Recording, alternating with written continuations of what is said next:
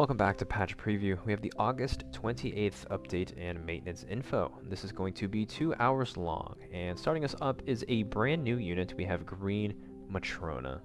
Take a look at her kit real quick. For her passive, Proud Warrior, the start of battle reduced damage taken by allies by 30% for 2 turns, and recover 20% of the maximum HP of all allies, affected by debuffs at the start of their turn. This is a pretty interesting take on the current Halloween Matrona passive. They're adjusting the recovery to only work on units that have been debuffed, and they are adding in a damage reduction. So that is pretty neat. That might open up some PvE aspects for her specifically. I don't know about PvP, but every Matrona has been pretty much not PvP. She's just not really a PvP viable unit, so I don't think that's going to change for green Matrona.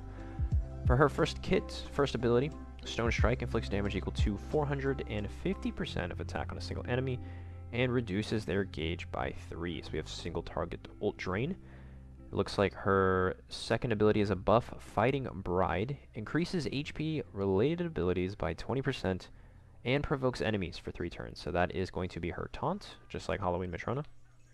And her ultimate's going to be the same as every Matrona.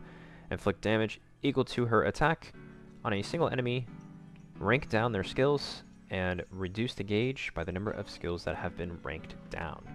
So that is going to be her kit. When it comes to her banner, this is going to be a step-up banner, which means it only takes 242 gems to pull a brand new unit, which is pretty nice. So they're adding in a relatively cheap banner / skippable unit, because I think they know that we know, unless they pull a fast one, that a collab is around the corner. So this is a pretty nice little break. The fillers are very bad. I think the only popular filler unit here is definitely Nanashi, and for Guild Wars people, probably Captain Melly, which I believe that is this Melly. This Arthur kind of got outshined on the Bond team by the Green Arthur. Still usable, I guess, for Guild Wars, so maybe 3 potential units. A Gearhead might be like a Brawl Fairy team unit. She does have the anti-suicide relic. Other than that, I don't think anyone else is really that usable. Well, blue Matrona for Belgius, but we're about to rotate off that, I believe. So like I said, 242 to summon a brand new unit. At step 2, it is 1 gem, also at step 7. Step 5 is guaranteed SSR, and then step 10 is guaranteed Matrona. So for every 50, 80, 110, and 140, or not for every, but for those mileage marks, you get a mileage reward corresponding to that amount of gems, well, not gems spent, specifically the step that you're on. So that's going to be her banner. Looks like we are rotating off of Belgius and into Einik coming next week on the 3rd. For new events, we have an event Tower of Trials. Very interesting. This is open until the 4th, which is simultaneously how long the current 30th floor Tower of Trial is open till. So once the 4th update comes, every tower is closing. This is a pretty standard event tower. All the same rewards, it looks like. SA coins, pretty much a wide variety of rewards. It's a good tower. I am a big fan of the event towers. So usually relatively easy to go through. You can usually auto them for the most part. We have the 6th season of the Underground Labyrinth, and they are adding a brand new outfit for Bond.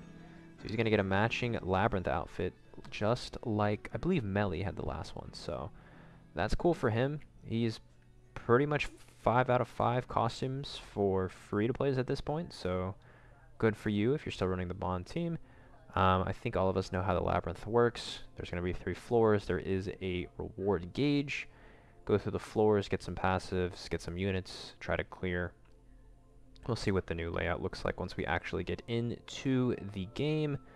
It doesn't look like the mileage rewards have changed. Those have been the same throughout all 6 seasons. The shop is still introducing the previous Melly. So if you did miss that, you'll be able to farm him and still farm, obviously, the current new Bond outfit. There is, it looks like, 20 legendary seals or LR coins for those of you that are looking to farm up Melly or Escanor. Extra gems, UR card plate, pretty standard stuff in the common and novice section of the shop as well. The Labyrinth is going to occasionally drop a box. and the box will give you one of these items randomly. There's a new battle event, which is going to be Gila's Day Off for some pendants and gems, my secret benefactor for XP pots and gems. So it's pretty nice. A very small update, but that is going to wrap everything up for the update and maintenance info.